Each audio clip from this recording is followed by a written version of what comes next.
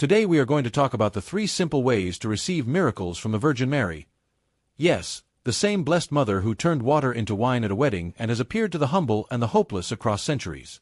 Now, before you roll your eyes and think this is one of those overly spiritual lectures with no meat on the bone, pause. Imagine your entire life changing. Not in a year, not in a month, but in a single day. What if I told you it only takes 3 small keys to unlock the impossible? Stay with me. There are stories the Church tells us that give us goosebumps. There are others it whispers, like secrets from the confessional.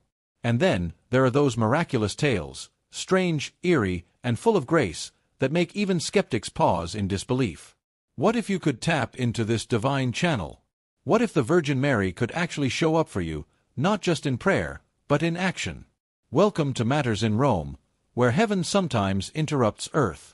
If you're just joining us, please subscribe, and don't forget to turn on the notifications bell so you don't miss a single divine moment. And please, stick around till the end because what you're about to hear might just change everything you thought you knew about miracles. Let's begin with something real. Something raw. It all began with a taxi driver. In Naples, a taxi driver named Antonio was going through a brutal divorce. His mother had been diagnosed with stage 4 cancer, and he was drowning in gambling debt. One stormy evening, he picked up an elderly nun who simply said, "You need to ask the mother to show herself to you. She's been waiting." She handed him a simple rosary and disappeared at the next corner, literally vanished. That night, Antonio locked himself in his car, cried like a child, and tried to pray even though he hadn't been to Mass in 12 years. 3 days later, his mother's cancer markers miraculously dropped. His wife called him, asking to meet. Within a month, he'd quit gambling and begun attending daily Massachusetts. Was it coincidence, or something more? That story is not unique. It echoes from Fatima, Lourdes, Medjugorje, and maybe even your own home, if you knew where to look. So now, let's get into it. The first way, make her feel at home in your heart. Let me ask you something. Would you walk into a stranger's house and immediately start granting favors? Neither would the Blessed Virgin Mary. The truth is, if you want Mary to work miracles in your life, you have to make her feel welcome, really welcome. We're not talking about keeping a dusty statue in a corner or saying one rushed Hail Mary before bed. We're talking about inviting her in. Like a mother. Like family. There was once a teenager in Mexico named Luisa who was failing in school and constantly depressed.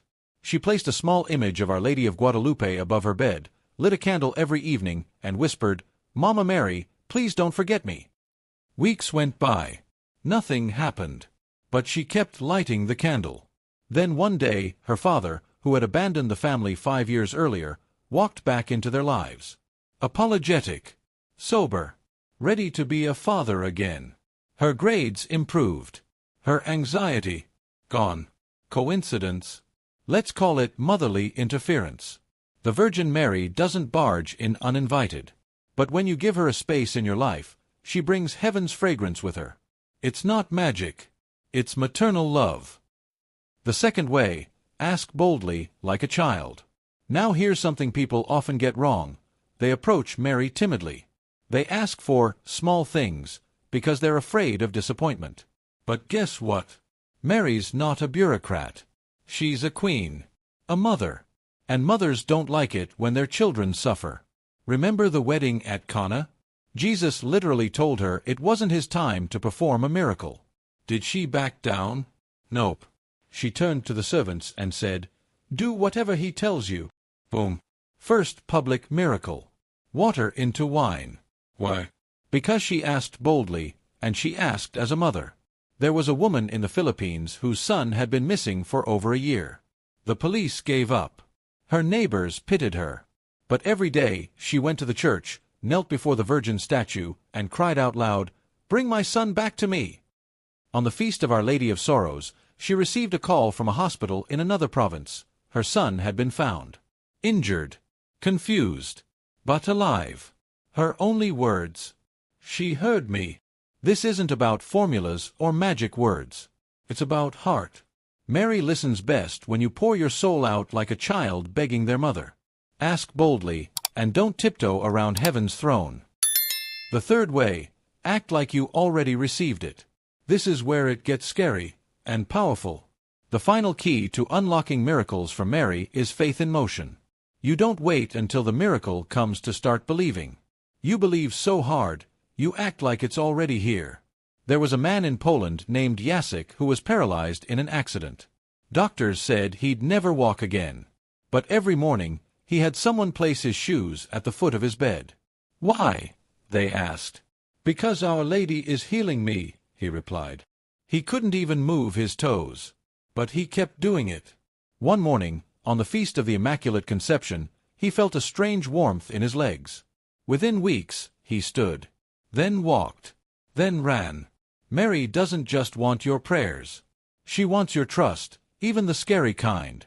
The kind that prepares your table before the feast has even been cooked. When you act like the miracle is already on the way, you're not manipulating heaven, you're cooperating with it. So, do you want to see her show up? Let me challenge you. Tonight, light a candle. Say a Hail Mary. Then speak to her, not as a saint, but as your mother. Tell her what you need. Say it out loud. Then believe she's heard you. Set the table. Place the shoes. Expect the doorbell. You might be surprised who shows up. Before we go, let me leave you with this. God gave Mary to the world not just to admire, but to approach. If your life feels like it's spinning out of control, if your prayers seem to bounce off the ceiling, maybe it's time to take a different route. A Marian route. She doesn't replace Jesus, she points to him. She doesn't perform miracles alone, but she does open the door for them. And most importantly, she's waiting. So, what are you waiting for? Okay, that's it for this episode. Thanks for watching. Please don't forget to share your thoughts in the comments section below. Have you ever received a miracle through Mary? We want to hear your story. Please like, share, and subscribe for more powerful faith stories and teachings. And remember, always bring out the scariest and funniest moments of your journey with heaven. Why? Because Mary loves a good story, and she's ready to help you write yours.